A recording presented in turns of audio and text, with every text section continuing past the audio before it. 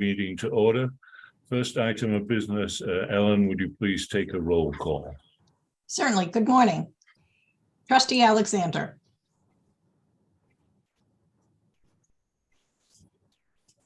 Here, thank you. Trustee Kane. Good morning, here. I don't believe Trustee Dobson is with us yet. Trustee Ames is not able to join us. Trustee McMahon. Present. Trustee Martin. Yes. Trustee Riley.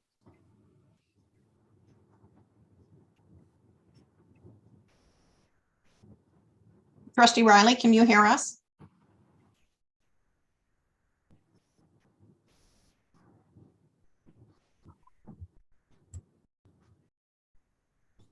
Oh, she dropped off. We will have to wait a couple of minutes because at this point, we do not have a quorum. Okay, well, while we're waiting, let me just remind meeting participants to leave their mic muted when they're not speaking. And also, it goes without saying, I think we have a very long agenda today, so if people could stick to their allotted times, we'll get through it in time. I believe Trustee Riley has joined us again. Trustee Riley, can you hear us? I can. It said you wouldn't let me unmute, but here I am. I'm sorry. I'm delaying your quorum. Okay, so Trustee Riley is present, so we do have a quorum to proceed.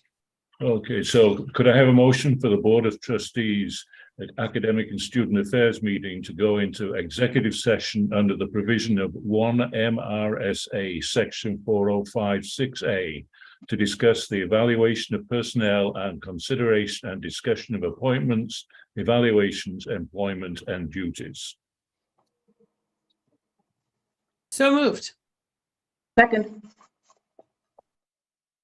Moved and seconded. Ellen, could you take the roll, please? Trustee Alexander. Yes. Trustee Kane. Yes. Trustee McMahon. Yes. Trustee Martin. Yes. Trustee Riley. Yes. And has Trustee Dobson joined? And Trustee Singagram? The motion is carried.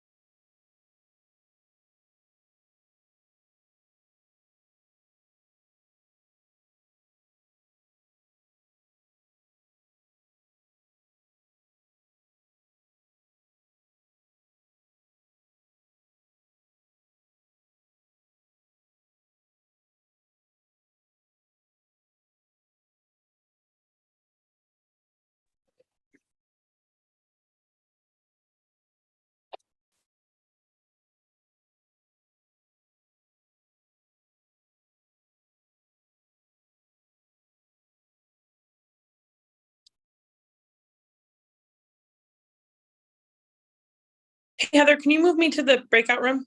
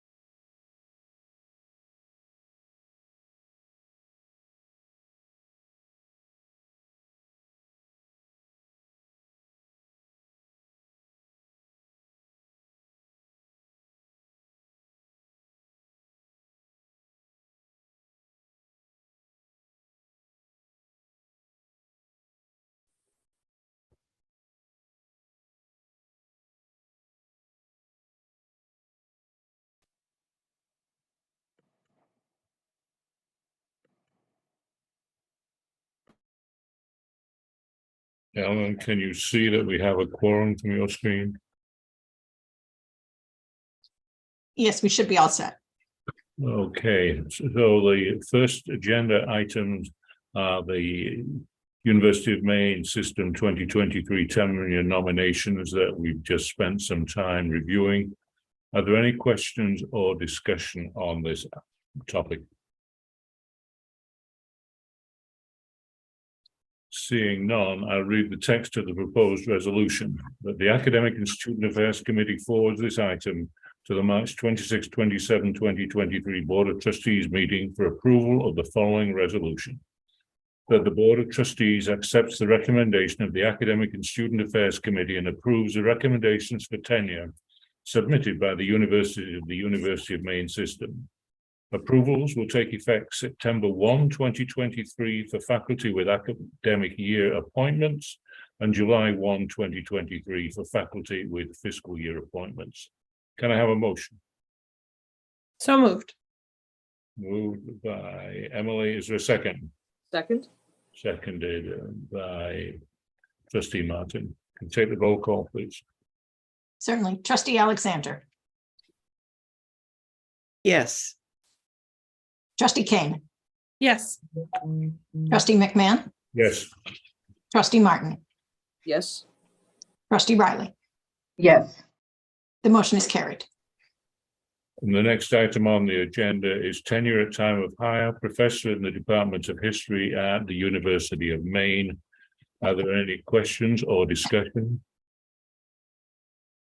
If not, I would accept I will read the text of the proposed resolution that the Academic and Student Affairs Committee forwards this item to the March 26, 27, 2023 Board of Trustees meeting for approval of the following resolution. That the Board of Trustees accepts the recommendation of the Academic and Student Affairs Committee and approves tenure at time of hire, professor in the Department of History, with tenure to be effective February 3rd, 2023. And Ellen, we probably should have said University of Maine. Correct. Could I have a motion?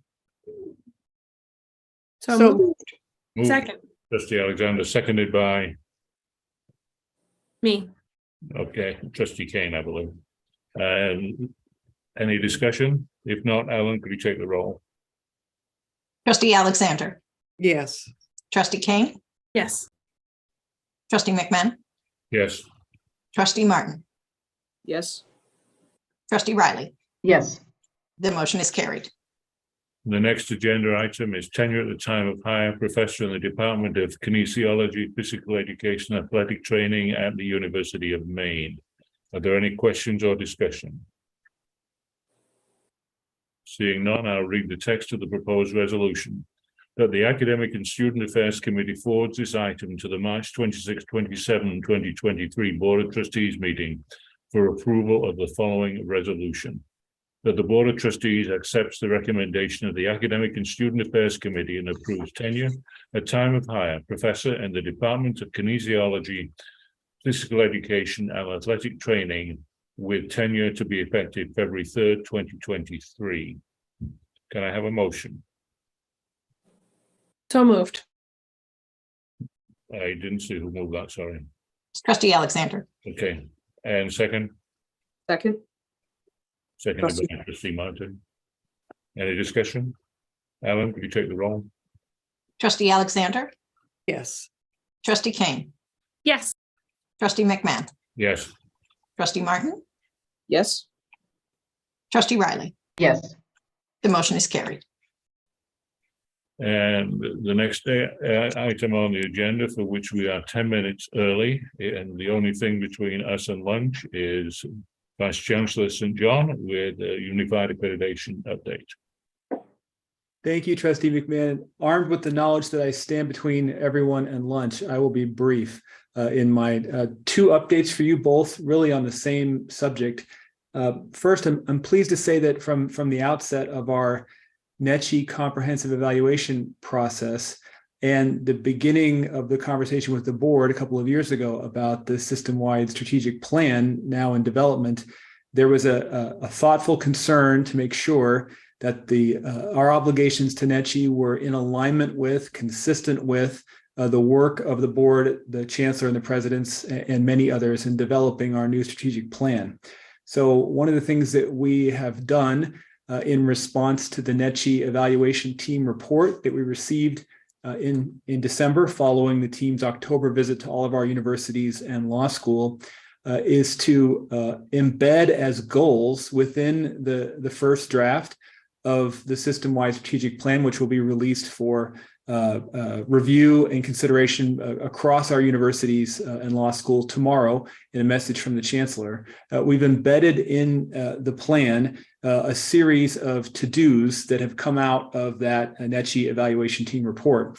In characteristic NECHI fashion, there's lots of guidance in a number of areas that's more general, but then there also are some very specific things that the team recommended that we do and that we will undoubtedly be asked to do by the NECHI Commission upon their final digestion of that report and their final letter to us later this spring. So to get out ahead of that work and to make it fully consonant with the broader aims and direction of our strategic plan, we simply wrote those action items into the plan itself. So I'm pleased to say that when you review tomorrow the first draft of the plan, you'll see listed a number of things that we need to do as part of our response to NECHI, and those will be not only developed consistently with the plan, but will also be tracked through the same accounting mechanism that we think we'll be using for the plan itself.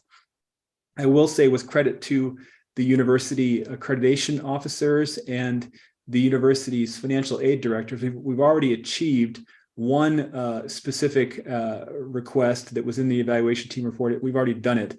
The team recommended that we reconcile two slightly different lists of what are called instructional locations that we use to report out to NECHI and also to report out separately for federal financial aid purposes.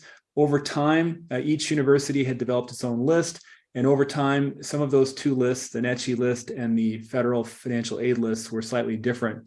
In the NECHI report, they said, please do this housekeeping. It shouldn't be too hard. And we took them up on that, and that's done. So we have a fully reconciled list and a process in place where every summer I'll go out to the accreditation officers and the financial aid directors for an annual review to ensure ongoing consistency and accuracy of that single aligned list. And then Trustee McMahon, the second and final update for me today is delighted to say that we are finally upon the week of our actual visit with the NECHI Commission. Vice Chancellor Dorsey, Chancellor Malloy, and I will travel down to Peabody, Mass. On Thursday to meet with the full commission, review the self-study, the evaluation team report, our response to the report, and then answer any question anybody around that table would like to ask us. Carolyn, the chancellor, and I have a prep meeting tomorrow morning, and we believe that we are ready to go. So we're very excited to reach that stage of the evaluation, after which there'll be nothing left but for the commission to produce a final letter to the chancellor and to Chair Riley, what's called an action letter, summarizing their assessment of the overall evaluation process, which is now, as most of you know, over 2 years old, 2 years along, and then giving us guidance and direction for our future under unified accreditation as we all move forward. And with that, I'd be happy to answer any questions that any of the trustees may have. Are there any questions from the trustees?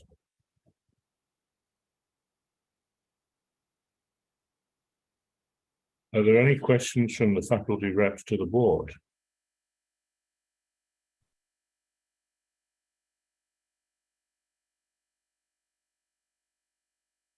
I guess silence is golden. So, Ellen, we adjourn the meeting now till 1 o'clock. 12 noon. Is that correct? That's correct. So I declare the meeting adjourned till 12 noon. Enjoy your lunch break. Thank you.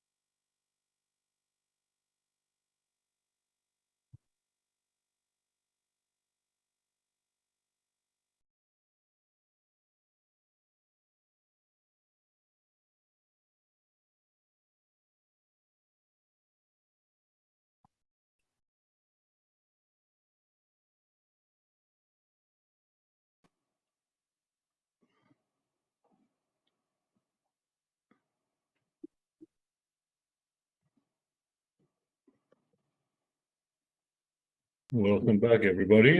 It is almost 12 noon, will be momentarily. And Ellen, do we need to take a roll call of trustees? No, we don't. Okay, so just a reminder to keep your microphone muted if you are not speaking, please. And the next agenda item is an update on the Maine College of Engineering and Computing from Vice Chancellor Farini Mundy, Vice Chancellor Dorsey, and President Edmondson. So over to you. Thank you very much, Trustee McMahon. And we do have a slide deck. I don't know if Carolyn, if you're able to share that.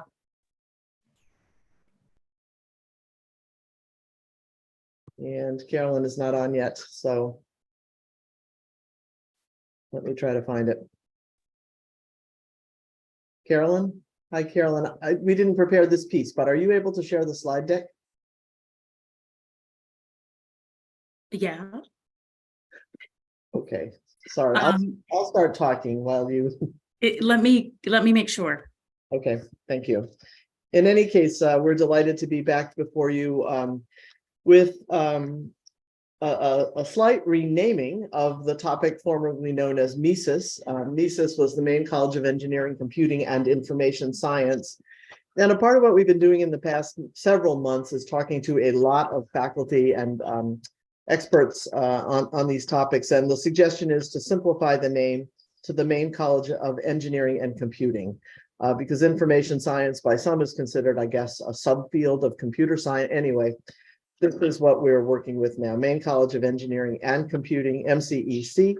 I'll just recap very briefly a bit of the history for some of our newer board members on this, while we look for slides to share the immediate items for today. So as I believe you know, the University of Maine System Transforms project, the $240 million award from the Harold Alfond Foundation, includes as one of its major pieces what was named in the prospectus, the Maine College of Engineering, Computing, and Information Science. That's one of the 4 initiatives of the $240 million award. And the engineering and computing piece was awarded $75 million over the 12 years of the project, 50 million of which was intended originally to renovate existing engineering infrastructure, 25 million to support scholarships, new faculty development, program development, curriculum, innovation, and so forth, as well as assessment and marketing. And we are required as a system to match that with $75 million more from federal, state, private philanthropy, and corporate sources. And so the work on MESIS, now MCEC, we hope, has moved ahead since the very beginning under the leadership of Dean Dana Humphrey and a steering committee that included a number of people from across the system. President Zakis was part of that steering committee. President Cummings was a part of, Dean Qualls was a part of that committee, and many others. And I'll remind everyone, thanks, Carolyn, that we did bring to ASA in November, actually, let me be sure I have the dates correct. May 2022, we brought to the ASA an MOU that had been developed and executed, actually signed, that explained the relationship between the University of Maine's College of Engineering and the University of Southern Maine's Department of Engineering, so that we would put forward an organizational approach that would allow these two really anchor entities in our system offerings in engineering, a way to be structurally connected into MESIS. And as many of you also know, that was intended to go in front of the board in June 2022, but a number of factors were at play. We had a brand new president at the University of Southern Maine, a new dean of engineering at the University of Maine, whose hiring was also arranged such that she would become the dean of the new college eventually. And the fact that we were just getting reports from the faculty groups that had been working so hard for a year, we did not move that proposal forward to the board at that time. But here we are with that proposal for you today. very excited. President Edmondson and I think, are in good agreement that what we have in front of you is a major step forward toward getting this statewide structure in place, and most importantly, I believe, engaging with the faculty now in setting up the programmatic emphases, the innovations, and the recruitment that will be needed to double the number of engineering students and computing students across Maine. I want to be clear that what we're talking about here is what we were talking about in May of 2022, the relationship between UMaine Engineering and USM Engineering. We know that there will be substantial conversation to bring to you going forward about how computing is integrated system-wide for MCEC, but for today, and that work is underway and moving well along, but today our focus is on engineering. So as you see here, of course, those who were familiar with the proposal will know that the argument that we made to the Alpine Foundation was that because of retirements, because of infrastructure needs, and simply because of economic growth in the state of Maine, the University of Maine system offers to take responsibility for trying to double the number of engineers and computer scientists and computing professionals in the state of Maine through this statewide college, which would offer expanded opportunities and would collaborate very intentionally across the system in order to create these numbers. So we go to the next one, Carolyn, thank you. It's all about the workforce, doubling the numbers of graduates, doubling the faculty and research funding that would go along with what it takes to double engineering graduates, computing graduates, expand and upgrade facilities with state-of-the-art classrooms, labs, and meeting space, focus on diversity, which is critical in all of our fields, and in engineering, absolutely, to bring the very best possible ideas to the problems that we hope to solve. And then intentionally work together across the system to make shared programs, new interdisciplinary structures and partnerships. So if we can keep going. And this is to give you a bit of a visual, and we have more that we'll use in future presentations to show engineering across the system, including at the University of Southern Maine. But we really are already doing great work in engineering and computing. The faculty have been phenomenal. Both President Edmondson and I have had a number of meetings over the past several months with our own faculty in our respective universities. And of course, as the new dean, Giovanna Guidaboni, has joined us, she has been critical too in sparking conversation and excitement, I think, across both of our campuses. At the University of Maine, next slide, please, Carolyn. One of our major focal areas about which you have heard in the past is GEM, the Green Engineering and Materials Lab, which will be the next expansion of the Advanced Structures and Composites Center to focus on the cutting edge AI technologies that are needed in 3D printing. And we've even shown at least to FFT, I believe, the little video that we have that gives the renderings of what this facility will look like. I will say that since we last talked, I would update you in that with GEM, in order for it to be a really significant piece of MCEC, we've been thinking hard about what a cutting edge sort of factory of the future, as it's being called, looks like relative to the education of students. Because to design it strictly as a research lab, which is, of course, a priority for many parts of the government and even for us, if we only think about it as what it will take in design to be a research facility, I think we missed the chance to figure out what it could look like also to be a student learning facility in a very intentional way. So the analogy we've been using is the concept of the teaching hospital, except for it's the teaching hospital for a research lab. So how do we design this facility from the very beginnings so that it actually is intended to be the space where students are around and are a part of these technological developments, have their own chances to work on their own mini projects related to them and so forth. So that's been very exciting and becomes, I think, a great potential asset and resource for MCEC. Next slide, please, Carolyn. On that last slide, just to point out, the major partnership with Oak Ridge National Labs that UMaine has will be critical for this. We've been in a lot of conversation with them too about their interest in the educational side. So here you see, and you've seen some of this before, the ways in which we're thinking about this system-wide, statewide. Looking at undergraduate programs, we've already moved forward with the new industrial engineering program at the University of Southern Maine. Very exciting to have that coming online starting in the fall.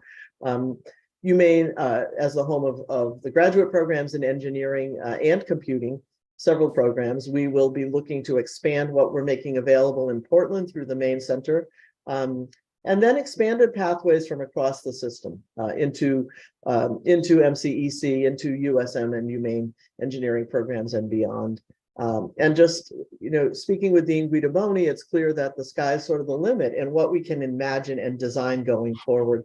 We've shared here the biomedical engineering lab in UMaine's new Furland Engineering Education and Design Center, because that is one pathway into the future that we're already seeing as being quite critical for students in Maine and for our state.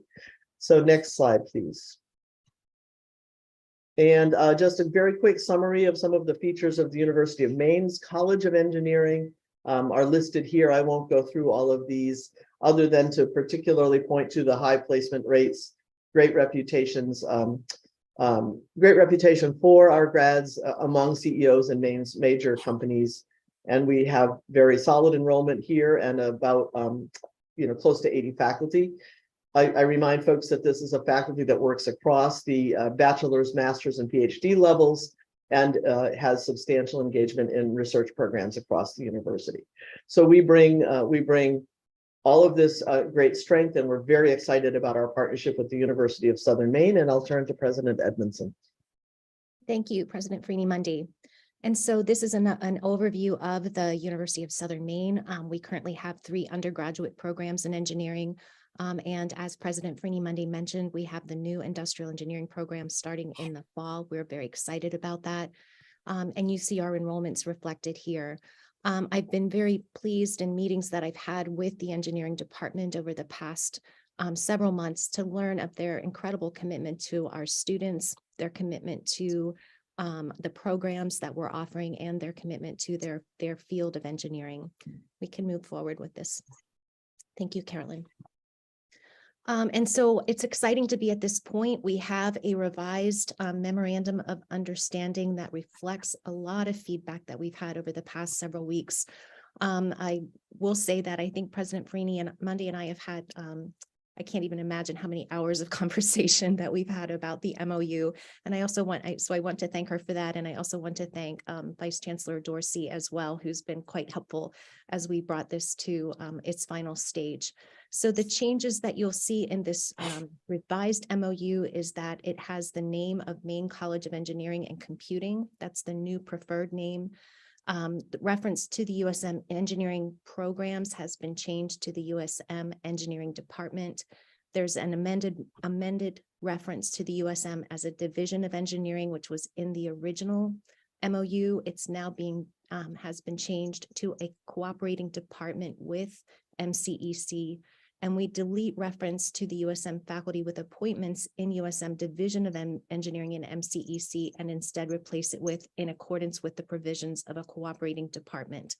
One other change that made it into the MOU that is not reflected in this slide is that there is detail about how the Harold Alfond Foundation funds will be directed, and those will be based on enrollments and the percentage of enrollments, and USM is very excited about that.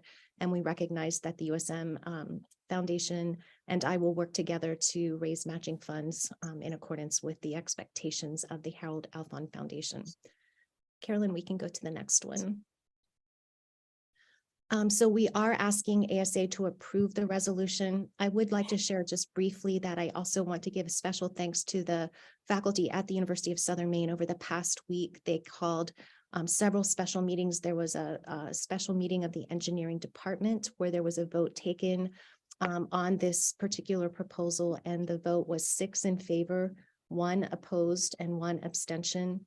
And there was a special meeting also of the university's faculty senate where the motion passed to approve this MOU with a vote of 13 in favor, 2 opposed, and 1 abstention. There's been a lot of time and effort to get us to this point, and I'm really excited that we now have an MOU and we're able to move forward to get this work underway. I think everyone agrees this is really important work.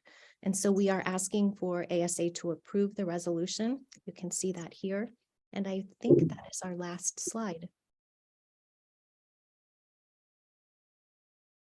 And And so I actually believe that perhaps the resolution has been reworded slightly. it has.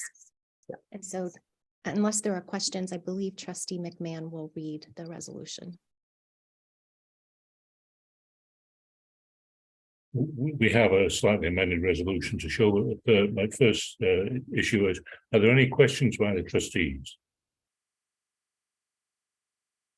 Trustee Alexander. Yes, and I'm obviously not around for the first iteration of this effort, and certainly appreciate all the work that has gone into getting to the point where you have a consensus-oriented project to propose to us. So one, I have a couple questions that I just need to understand, but I have one substantive issue with the resolution that I want to bring up as well. The first question is, what is cooperating department mean? And please contrast that with language that I presumed we've been using more routinely, which is the implementation of the opportunity for unified accreditation, and the interaction seems broader to me than cooperating department. So I just need to understand why those words were important here. Do you want me to jump in? I'm not sure. Yeah. Okay. Thank you, Sharon. Yeah. Sure. Trustee Alexander, so cooperating departments is part of the AFM, or the full-time faculty union. It's part of their language. It describes the way that they would prefer when we're looking at collaborations, the way that we structure them.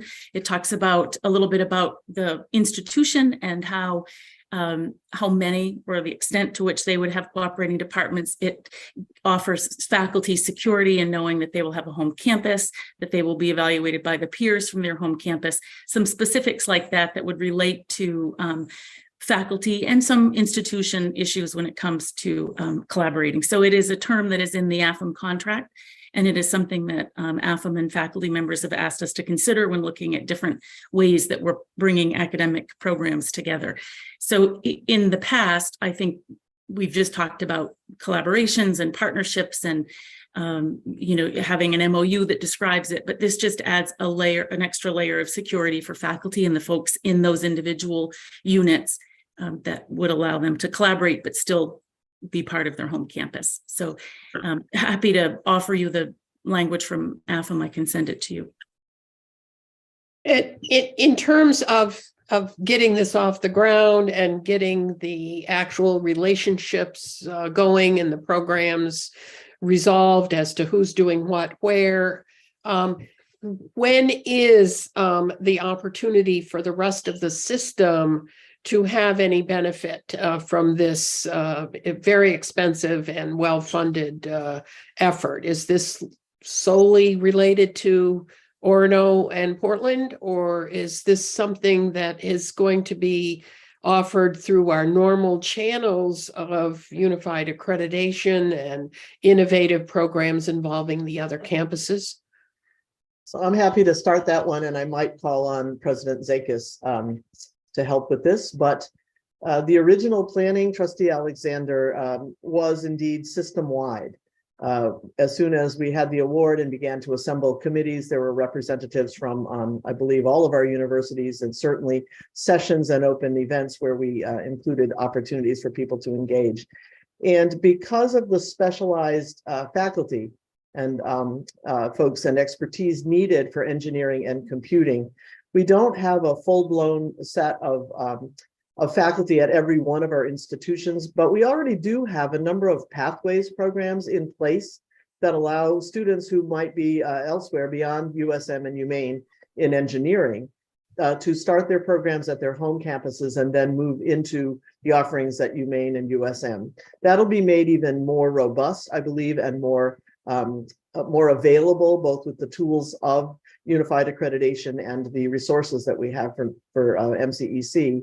And perhaps President Zekas would be willing to say a bit about how this will work, or ideas that we have for how this will work on the computing side, where we do have a wider range of types of programmatic offerings system-wide, and UMaine Augusta particularly strong, of course, with USM and cybersecurity, which is a related field.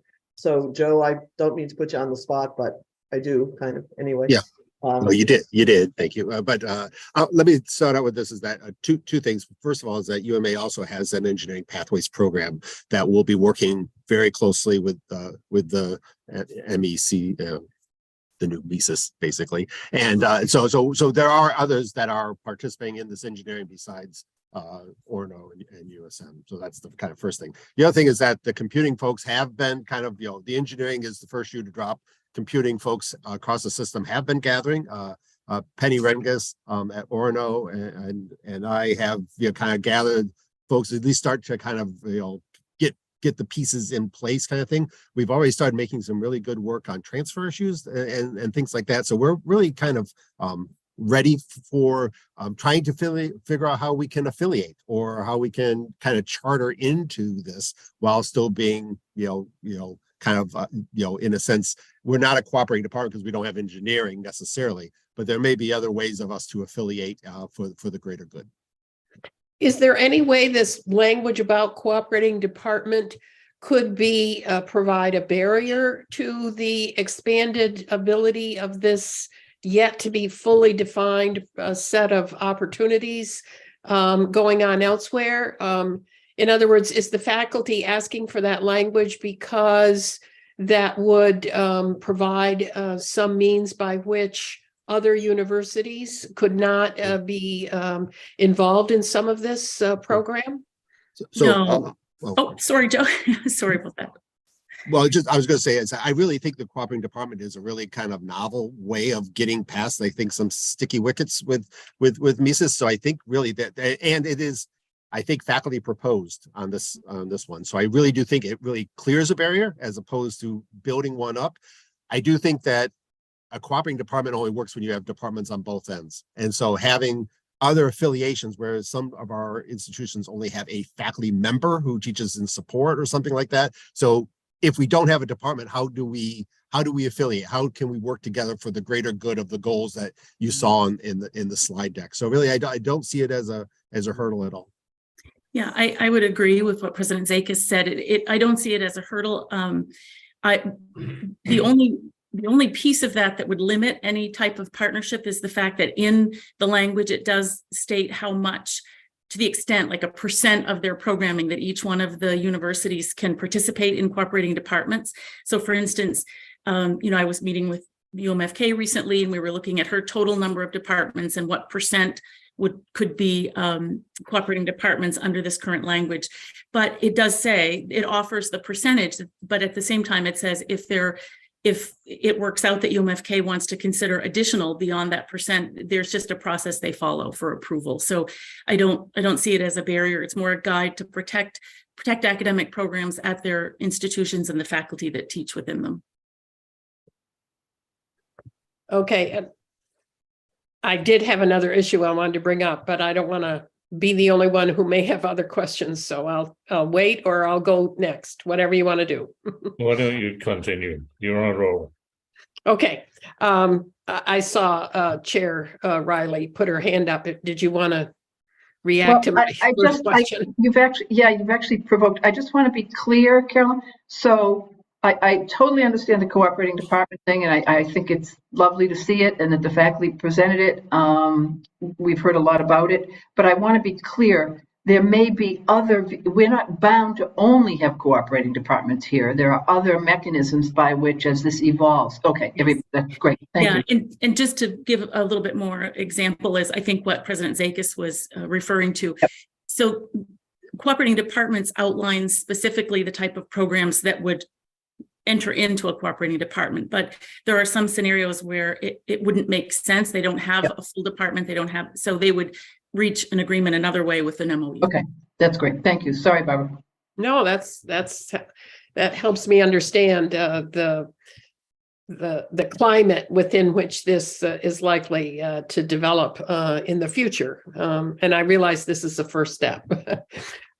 So my second question has to do with this bullet point in the resolution, making reference to the faculty's shared governance responsibility for curriculum, academic policy development program, and university collaboration, et cetera. So the board has, as I understand it, a document that I have from March 2007, in which the board has basically defined shared governance. And I would feel comfortable if this reference to shared governance in the resolution made reference to that document, so that I fully understand the nature of what is intended with respect to this reference in this resolution, and that there is no implication of anything other than the board's understanding of what shared governance is, as we have stated in that 2-page document. So my only recommendation on the resolution is to include a reference to the date of that document. President Farina Mundy. Thank you. Sorry, trying to lower my hand. Appreciate Trustee Alexander's questions, and on the shared governance, I just, for a little bit of history, we wanted to be very clear that what we're taking before you all right now is your endorsement of this this MOU, this structural arrangement, and also the name. But that there, you can expect over the coming years, I'm sure, a number of interesting proposals coming out of MCEC, programmatic proposals, new majors, new arrangements that will cross campuses. We've already just seen the most recent, the UMaine degree in human-centered technology and design. But as we look to the future, we know that there will be programmatic innovation that will be coming to you through our standard process, which of course has a key component of shared governance, as Trustee Alexander points out. Similarly, there will be facilities requests that will be coming before you. And then finally, on the computing side, at the University of Maine, just a little bit of history for people and an update on where we are. We have a School of Computing and Information Science, which is housed within currently our College of Liberal Arts and Sciences. So internally at the University of Maine, Dr. Ryan Gans, who Joe mentioned, who President Zekas mentioned, and many others have been working hard to figure out how we then also make the appropriate shift to bring the appropriate parts of SCIS, the School of Computing and Information Science, together with MCEC. And so that work is going on our campuses with our own draft MOUs for internal arrangements, tremendous creativity among the faculty about how to do this well, and how computing can serve our entire campus, which it does, and at the same time have a proximity to engineering across the whole system that we think is important. So you will see much more, and I'm very grateful for everybody's patience in getting us this far, but we'll be hearing about MCEC quite a lot.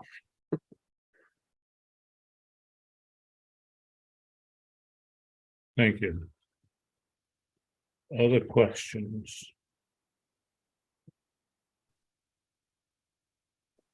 So Alan, could you put up the revised motion so people can see it, please?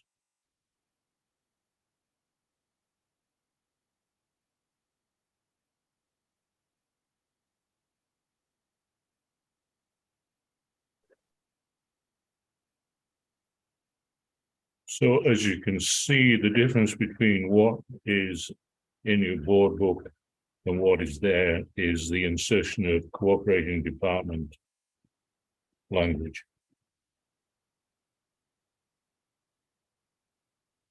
And is it possible to add the phrase that I have recommended, or is that something to be further discussed? I think if everybody's happy with it, I'm comfortable with that. So Can you say it again? So just in that last bullet, just where it says shared governance, maybe even in parentheses, some kind of reference to the board policy as of March 23, 2007, which is the date of the document that I'm looking at, in which the board discusses their interpretation of this important collaborative approach to governance.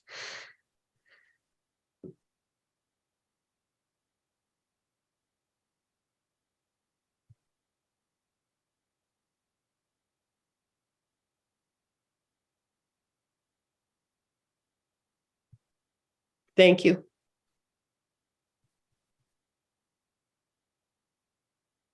So is there any further discussion? David, can I just say, I just wanted to add a comment that just to say thank you to the, not just the two presidents, but everyone who's worked on this, because this has been something that's been so close for so long, and we have walked to this line so many times that it's very exciting to see this move ahead today, and appreciate all of the partners, the cooperating department, the faculty, the team, the staff that came together to make this possible. So just want to say thank you to all of you, because it's been quite a pathway we've walked for this, and all we do is get updates. You do all the work, and so thank you very much. Thank you, Emily. Are there any further discussions or comments?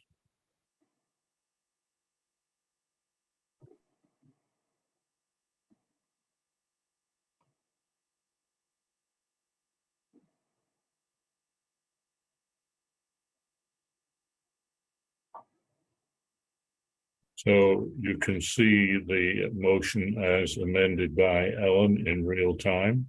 Do I need to read this, Ellen, for the record or not? Yes, you should. Okay, so the Academic and Student Affairs Committee of the Board of Trustees approves the following resolution to be forwarded to the full Board of Trustees for approval at the March 26, 27, 2023 board meeting. That the Board of Trustees approves the renaming of the University of Maine College of Engineering to be the Maine College of Engineering Computing, parens, MCEC, close parens, to be effective April 1, 2023. Approves under Board Policy 309, Organization and Establishment of Major Units, the conceptual framework for collaboration and participation by USM engineering programs as a cooperating department with MCEC as described in the February 2023 MCEC MOU, and encourages and confirms the faculty shared governance parens March 2007 document attached to Board Policy number 206, faculty and student representatives of the Board of Trustees, close parens, responsibility for curriculum and academic policy development, program and university collaboration, and a focus and strong emphasis on DEI within MCEC and UMS Transforms. May I have a motion? So moved happily. Seconded joyfully. Excellent. Is there any further discussion? If not, Ellen, could you take down the screen sharing? And thank you. And if there's no further discussion, could you take a roll call, please? Trustee Alexander. Yes. Trustee Kane. Yes. Trustee McMahon. Yes. Trustee Martin. Yes. Trustee Riley.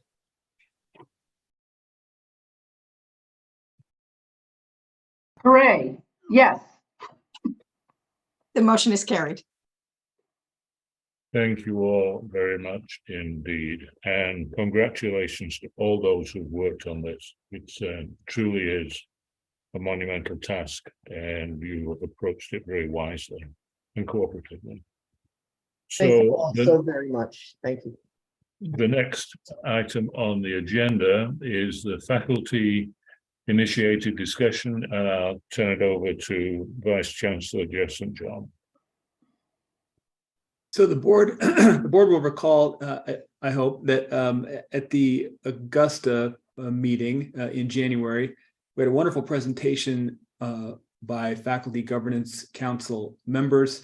Earlier that same morning, Trustee McMahon and I had a great conversation with the faculty board representatives the Faculty Governance Council, the faculty board representatives, both attuned to and mindful of the outcomes of the NECHI evaluation team's final report.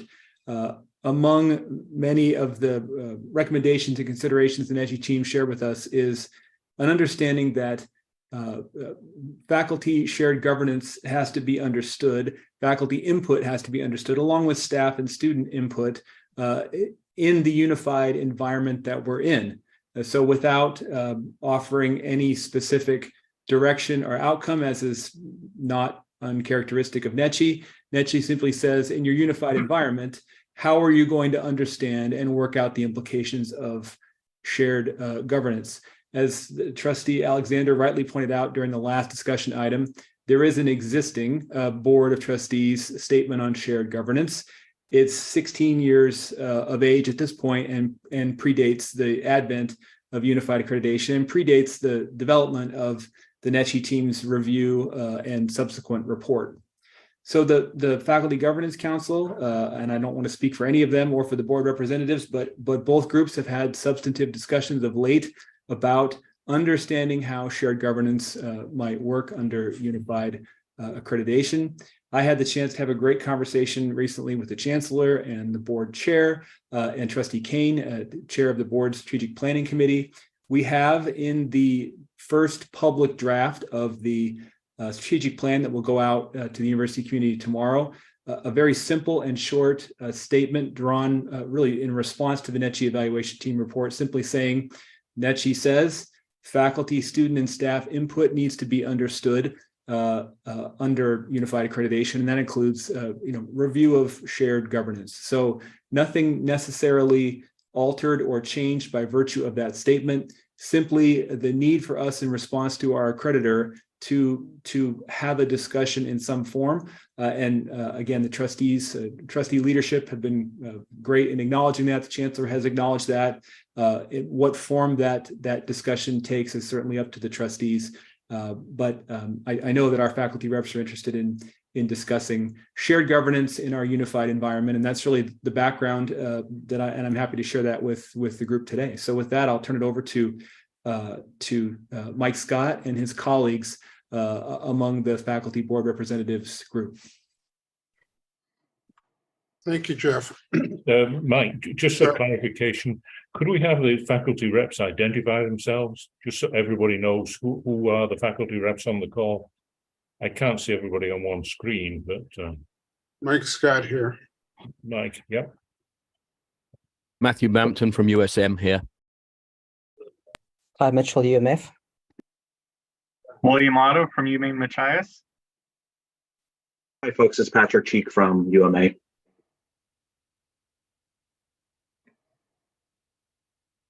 Do we have any other faculty reps? I believe Lisa Leduc sends regrets. And I'm not sure about Dr. Kennedy Rupert Nason. So, sorry, Mike, for interrupting. Please go ahead. Oh, no, appreciate the time to speak to this. I find this, I sort of wish we had had this before the last conversation that Trustee Alexander brought up some points about shared governance in the 207 board policy. And as Jeff mentioned, that was developed in 2007, and we have gone through a lot of changes through the system with one accreditation and some other creations of a faculty governance council. And one of the things that I think we're still struggling with, and I sat in on an FGC meeting, is the notion of governance and having a council that's basically named as a faculty governance council. And one of the things about shared governance is that having an understanding of what we mean by that, I think is really important, because there's governance at the curriculum level, there's governance at the department level, there's governance at the university level, there's governance at the system level, there's governance, with the board is responsible for. And yet the policy that we have was written back in 2007, and it doesn't necessarily reflect And it probably does reflect, the spirit of shared governance, but it may need an opportunity to look back at what we mean by shared governance, especially in one accreditation, and the roles of the faculty senates, which are the shared governance bodies at each institution, faculty senates and assemblies. And now the new role of the shared governance council at the system level. And I think it would, I suppose I would like to see maybe the ASA working with the FGC as well as faculty reps to go and, look at the policy that we have. Look at, is this sufficient for understanding of shared governance? Because when we talk about faculty governance, we refer to faculty governance over curriculum and the importance of that. And I think it's very important that we recognize that governance happens both shared within, as board policy states, between administration, faculty, students, and the board, where faculty governance is really at a different level that has an effect on shared governance. And I think, one of the things that I think USM, and I can sort of read into the MOU, is that they wanted to make sure that their governance over their curriculum was important to maintain. And I think that's why that was, added to the MOU. And I really would like, and again, it's just, possibly an opportunity for us to go back and develop a better understanding of governance within the system and the universities to see, is this document that we have in 2007, can it be enhanced to reflect, where we are today compared to where we were back? And I think McTaggart was the chancellor back then. And I'm sure the board was much different. I don't know if anybody from the board was, around then. So it's just an opportunity to go back and look at that. I guess that's what I'd like to bring forward.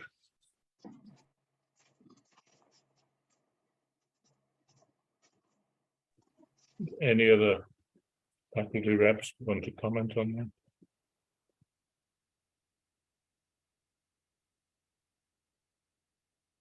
that? Matthew. Thank you, Trustee McMahon. So I just wanted to reiterate how strongly we support the position that Mike outlined there.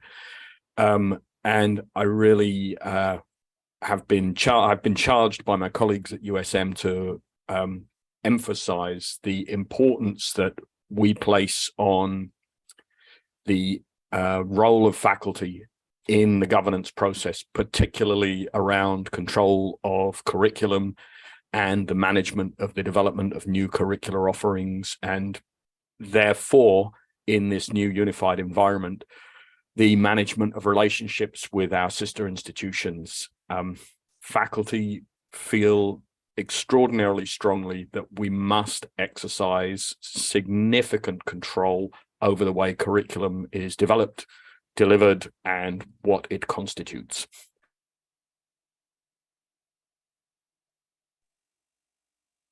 Thank you. Other comments?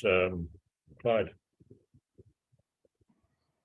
Thank you, Trustee McMahon.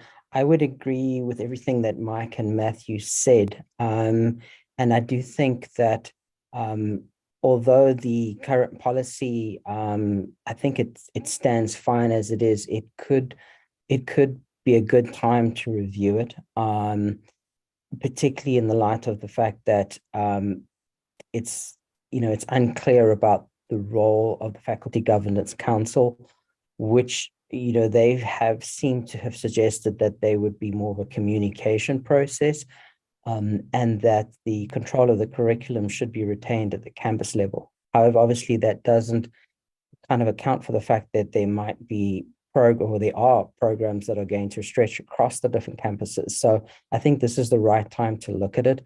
From a purely selfish point of view, I would also, like the policy to be looked at it again, specifically in terms of the changing climate within academia. There are a lot of concerns about maybe what's happening in other parts of the country to university systems and the role of faculty and the voice of faculty and the control they have over their curriculum. And I think we are incredibly privileged at the moment to have a board of trustees who are so supportive, so communicative, that they really embody the idea of like having this two-way communication process and a respect and trust of each other. But I think if we could do more to kind of institutionalize that, to ensure that going forward, even if things change, we still retain that kind of level of communication and support and trust. Because I honestly believe that obviously besides just in, academic curriculum, that faculty, in their different areas have a lot of valuable knowledge that they can share, not necessarily make decisions, but can provide valuable input on campuses and maybe even at the system level. Thank you, Trustee McMahon. Thank you, Clyde. Very thoughtful comments. Any other reps wish to talk? So building off of that, I'll kind of give an example where I see a little bit of a hole in the current shared governance document, and that it doesn't completely close a loop because it really talks about the faculty participation or seeking the input from the faculty. But for example, there's nothing to then say what happens when a decision is made to circle back to convey the information or convey a rationale for why the decision is made. And so when I think about shared governance, there's not only the voices into the input, but you really also need to then kind of close that loop simply for really holding accountability there. How does any of the decision making or other voices be communicated back down? So I'll point that out as an example of where I see that there's a hole in this or something that could be improved. Thank you, William. Patrick, you want to say anything? Certainly, yes. Thank you for recognizing me. So first and foremost, I very much echo the points of my colleagues, especially, what Matthew said about, how many aspects of curriculum and programs should be under the aegis of faculty, as well as echoing what Clyde says in terms of being sort of forward thinking in a landscape or a climate where in some states higher education is becoming, or entities are becoming hostile toward higher education, and that could be a reality in the future in Maine. So yeah, I'm again echoing the comments and thoughts of my colleagues, and just eagerly listening and appreciate the board's interest in this issue. Thank you. I think I've been around all the faculty reps. Comments from any of the Board of Trustee members? David, I'll Go ahead. I was just going to say, this is a really interesting conversation, and I think the timing is actually really good for us to have this conversation, right? And I mean, we probably won't finish it today, but in light of all the things that Barbara was referencing earlier with unified accreditation, the fact that we're doing a strategic plan right now, it's probably a good time to have this conversation. And so I appreciate the spirit with which it is being raised as a conversation worth having. And I think it seems like the timing to me would be actually quite good for us to revisit something from 2007, sort of like doing strategic planning for the first time in 19 years. It's all related in my mind. Thank you. Trish. Yeah, why hurry? Why hurry? 19 years. I also found this very interesting, and I think as we think about, unified accreditation, we really do have to think about different ways of approaching shared governance. And I think the question before us is, how do we do it? A small subgroup. I mean, we need to make sure that we don't just talk about this, but we actually do this review. And is that a full ASA committee with the faculty reps? Maybe we don't need to decide that today, but I think we just have to make sure that we make a decision about how to do this and move forward. Thank you. Other trustees? Jess and John, do you have any reaction? I'll just very polite. I'll thank Trustee Riley for what she just said, and then politely remind her that I've volunteered myself to support this effort to her and to the Chancellor. And if I didn't, the Chancellor would have volunteered me anyway. So I would be happy, Trustee Riley, on behalf of the ASA, you and Trustee McMahon, or the Fuller Board, pending further conversation with you, to work with our faculty board representatives, faculty governance council, whichever body or bodies you would like. In my current role, and the fact that I staff this committee for Trustee McMahon and the board, it seems like a logical footing from which to do this work. And I'd be more than happy to collaborate with the board representatives and the faculty governance council leadership and you to conduct a thoughtful consideration of this. To Trustee Kane's point, it is all sort of wrapped up together, and making progress in this area along with other areas at the same time could certainly be helpful. So without committing the board to anything, I'm volunteering myself for that duty, and please let me know. Thank you. Sounds perfect to me. If it sounds perfect to Chair McMahon, it's yours until we and get something back to the full group. That'll be great. The only comment I'd make to Vice Chancellor St. John is he needs to publish a strategic plan. He needs to have a meeting with NETCHI on Friday, so probably he can't start this until next week because he has a lot on his plate. So, Trustee McMahon, if Mike Scott's okay with not starting this till next week, if I'm on his good list until then, I think we can move forward and we'll go from there. So, thank you. You okay with that, Mike? Yeah, Trustee Alexander. I don't mean to make a recommendation without first talking to my chair, so apologize for that, but this boat seems to be moving offshore here a little bit. So it just seemed to me that there might be some board members who may need to be appointed to work with you, Jeff, and discuss this with the faculty as we move forward. So I put that idea out there. Let me say that. No, I agree. I agree with you, Barbara, clearly. But at least we need to get the process started. Is there anything else on this topic before we move to the student topic? Let me switch screens. Okay. I see no hands raised. Mike, thank you to you, and thank you to your colleagues for all the points you made. Really appreciate it. The next item is the student discussion, and I think Rose is going to kick it off and announce who the star of the show is going to be. Hi, good afternoon all. I'm very pleased to present our student reps of the board to you for a discussion related to communication. And I'm going to turn things over to Aidan Mulrooney, who is stepping in at the last minute. So thank you, Aidan. And we'll introduce the topic. Can you just introduce the student reps to the board who are on the call for the benefit of the trustees, please? Sure. Aidan, introduce yourself first. Hello, I'm Aidan Mulrooney. I'm from Farmington. Samantha? Hi, I'm Samantha. I'm from Presque Isle. I saw Katie on the call. Yep. Hey, everyone. Katie. I'm with the grad school at University of Maine. And I saw Ben.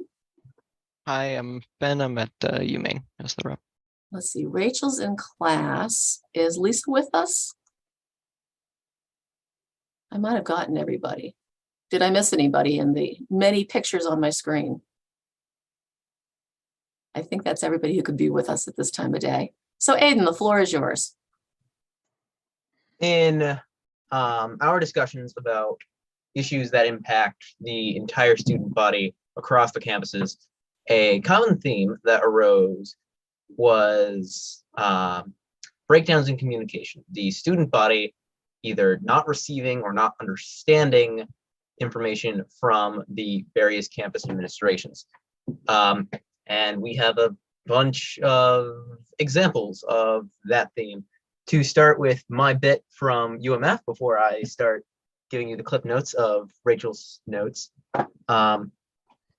During our retrenchments, I was not informed of what my classes were being canceled. It still says it's there, but the teacher no longer works here. I don't know what that means, and I could not for the life of me find out an answer to that question until school started.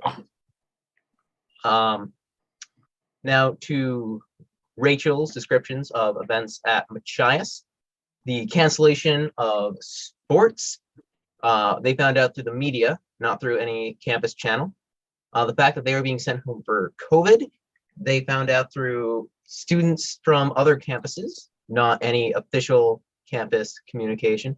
And then various events, they continually receive notifications from UMO's central distribution after they happen, and got precisely no notice for a conference of game wardens taking place on their campus that did involve firing guns. They were quite shocked in the middle of class to hear gunshots. UMO sent student activities to UMM without prior notice, overlapping with prior planned student activities that caused those to be canceled. And that is my bit. Anyone else has other examples? I know we do. Yep, I can go ahead. So once again, Katie Ashley with the grad school over at University of Maine. So I worked with some grad students to just come up with sort of a statement that we wanted to share just based on a situation that we went through last fall. So thank you all for hearing this statement. For the graduate students, a challenging situation occurred last fall with respect to our health insurance coverage. The quotes from our graduate student health insurance broker, Gallagher Health, came in very, very late. This health insurance also covers international students, something to keep in mind. The quote, which was eventually selected, came in at a very low price, but it did require the system to change providers from Anthem to United Healthcare on very short notice. This last minute change resulted in coverage being delayed and consequently lapsing for about 6 weeks. There was no communication of the situation to graduate students. And although the bulk of this error was on the part of our broker, the resulting radio silence really impacted graduate students. As you can imagine, situations in particular are very difficult for graduate students, as the majority of us are financially independent, well over the age of 26, and the majority of us rely on this health insurance. It also impacted other graduate students at other campuses, including the law school. And although this situation is unprecedented, and there were a number of different individuals who were involved in how this cascaded down, the radio silence really was the piece that was the most challenging, that there was not a lot of notice that these changes were occurring.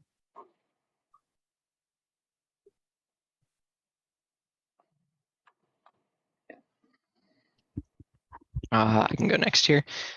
Ben Doherty from the UMaine campus. Our major communication breakdown, we felt, personally occurred this semester. Students, from what I'm hearing on campus, are feeling left out of the main day decision. We felt that it arrived abruptly at 8 in the morning in an email to all of us. You know, there was a committee for that, but students didn't feel that they were informed of that or how they could become involved or voice their opinions. And they're feeling very lost in that decision. In addition, from a number of students, I've heard there were financial aid issues this year, this specific semester, with grants being distributed. No communication came from financial aid about that. The issues have been semi-resolved at this point, but they were delayed by as long as a month in some cases, which does impact students pretty significantly, missing large amounts of their financial aid packages. Thank you.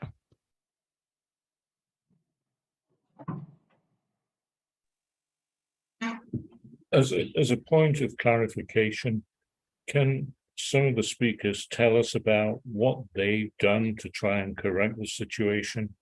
So did it fall on deaf ears when you tried to correct the situation, or are we just, you know, restating historical facts? Because clearly there are obviously systemic issues that there are with any large organization. We'd be naive not to accept that, but there's a way of handling things where if you feel there's an issue, you raise the issue with the appropriate people. And I guess my question is, was it raised appropriately, and was there a lack of response when it was raised? It's one thing to make a mistake. It's another thing if you question it and you're not getting an answer. Maybe somebody could clarify. I can jump in. Referring to, this is Rachel wrote like a couple of pages of notes, and I'm trying to keep things concise because they're the last thing on the agenda.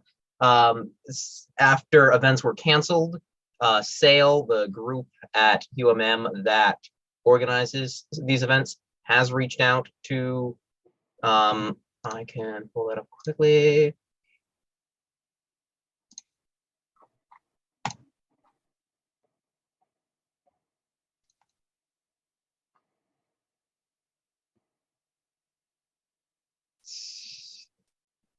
The body at UMO, who was a little vague in her notes, I wish she was here to know more, and got no response. I'm also happy to speak on that question as well with respect to the health insurance coverage. It was sort of a perfect storm situation where the graduate school was in the process of hiring our new employment manager, who is a great resource that we'll be able to use in the future.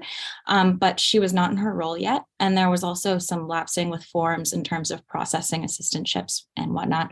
I think the most difficult part is because we didn't know the situation was really occurring until we went to have medical appointments during that period, or we thought that, you know, enrollment would be the same as it typically would.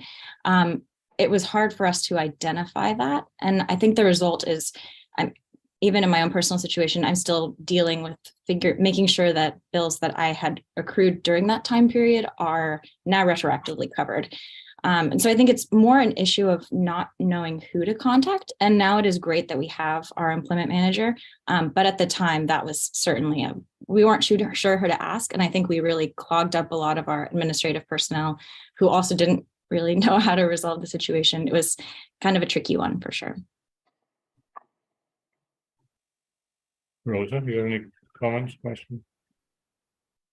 Well, actually, just a piece of information specific to student health insurance. That isn't really part of my area, but there are active conversations going on right now to try to address both the future of student health insurance, which is becoming significantly more expensive, but also the issue of the agent that we use, Gallagher. It was a very bad experience for the vast majority of our students. And if we do continue, we've got to do some tough thinking and tough conversations with that group moving forward. So more to come on that. Gretchen Catlin is in the middle of all of those conversations. And again, we're having some pretty active dialogue about the future. So that's specific to student health insurance. Thanks. Emily? Well, I didn't know if President Rice was first, but I think this is really interesting. And I appreciate the specific examples. I think for me, I am a very forward-focused human, like a relentless forward progress person. And I think in any of the specific situations, there's probably a set of specific circumstances, sort of like you explained, Katie, in the graduate school. I think I'm interested in taking a step back and saying, how do you want to receive information?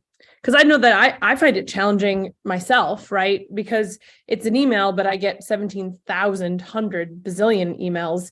And it's hard to tell the difference between what's the urgent one and what's the normal one, what's the routine newsletter versus what's not. And in a time and space where we are inundated on top of that with Instagram, and I don't even use the TikTok.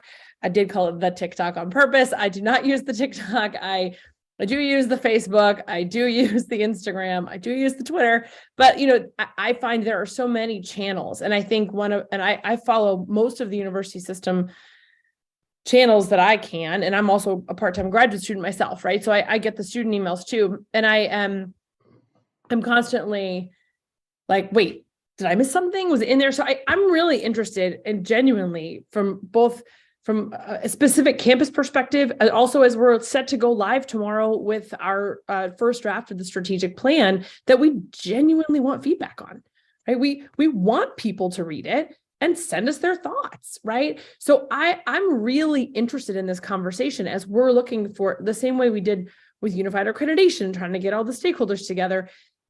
What is the best way or the best ways, right? Because I can't speak for any of the presidents or their teams or the system, but I know them all well enough to know that they want to reach people, right? And get it right. So I would be very interested to hear from each of you, how do you want to get information and how do we make sure that when we send it, it gets read, right? And I'm guilty of that myself too. So that's what I wanted to throw into this conversation because I do think it's valuable. And we want to make sure we're on the leading edge of communication. Can I suggest we capture some of these questions and discuss them with the students, because I see there's a lot of hands being raised now. President Rice, sorry I missed you before. You're on another screen. No, that's quite all right. I just wanted to underscore my understanding of the students' frustration with the health insurance issues, and also to take my representative Samantha off the hook, to give another example of that. Just at my institution recently, we had a student bring her situation to my attention as a Canadian national, and being asked to pay the additional insurance on top of what is already mandatory insurance in Canada. But kudos to Gretchen Catlin and her group, because we made that situation known to her, and that student had her cost refunded. I think by now it's already been refunded and that policy has been addressed. But there's a ripple effect to what Rosa Radonit just explained, that we are still figuring out from students, because it was rolled out so poorly through the insurance carrier, to be honest. And again, I just want to underscore Gretchen's help with that. That literally within fewer than 2 hours, we were reacting to this specific student situation, which didn't help with the aggravation of the student that had to pay it last semester and was just figuring out, to ask these very important questions. But that's why communication like this is so important. Thanks, Trustee Alexander. We're an academic institution, and I would recommend that we consult the academic research about how complaints can be evaluated and actions taken in response to them. And there's a pretty good set of best practices here that I do not know if they exist. The first is, if you have a complaint or you recognize an issue, you have a concern, there needs to be a very clearly identified path to which you bring that concern. And maybe students need an ombudsman on each campus that would help people make sure they get to the right place with the right issue to get a response. And the second is gathering data. How many of these data points would indicate a quote red flag, which would tell you that you have a pattern or practice that needs an evaluation and a potential revision of the policy that led to the poor result. So there's and I deal with these a lot because in the utility world, we have regulations about who complains about what the process is, how you gather data about it, who's responsible for evaluating it, and who is responsible for taking action in response to the evaluation. And I suspect there might be some work done here that could make sure we gather data that would allow us to determine the unusual incident that occurs versus a pattern of practice. Thanks. Thank you. Trustee Riley?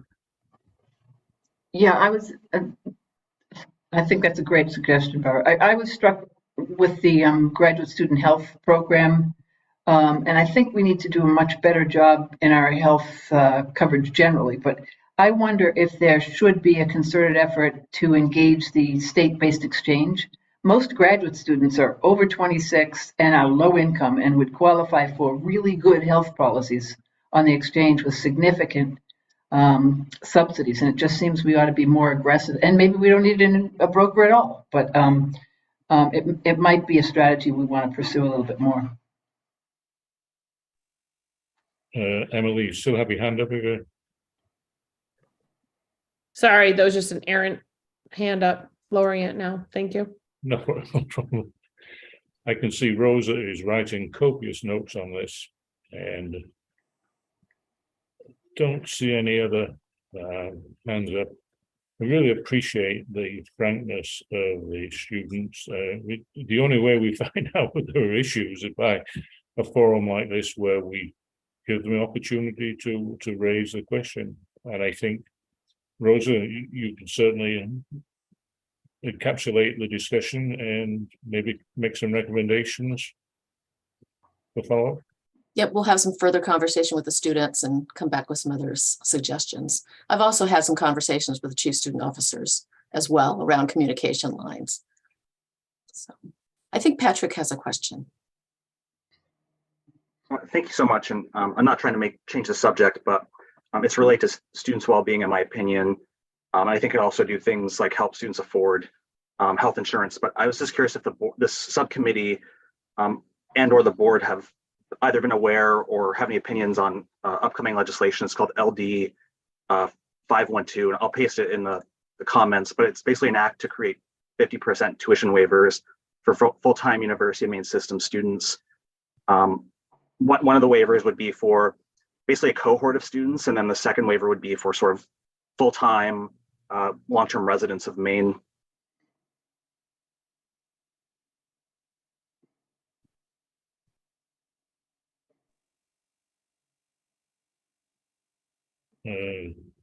Comments from Vice Chancellor St. John or Rosa? Patrick, thanks for sharing that. We get quite a bit of our updating in the leadership group from Samantha Warren, who's our contact with the legislature, and we'll certainly be checking in with Sam about the status of LD 512. And thank you for sharing that with us. Is there anything else to be brought before the ASA meeting? It seems to have been a relatively long meeting today, covering quite a lot of ground. Mr. Chair, I would like to make a point of clarification. Yes. The resolution, the Alexander amendment to the resolution about shared governance inadvertently referred to the wrong policy, and Ellen's going to make a change to make sure it refers to section 205. So I assume everybody's okay with that, they're getting the right reference. Yeah, I'm sure. Thank you.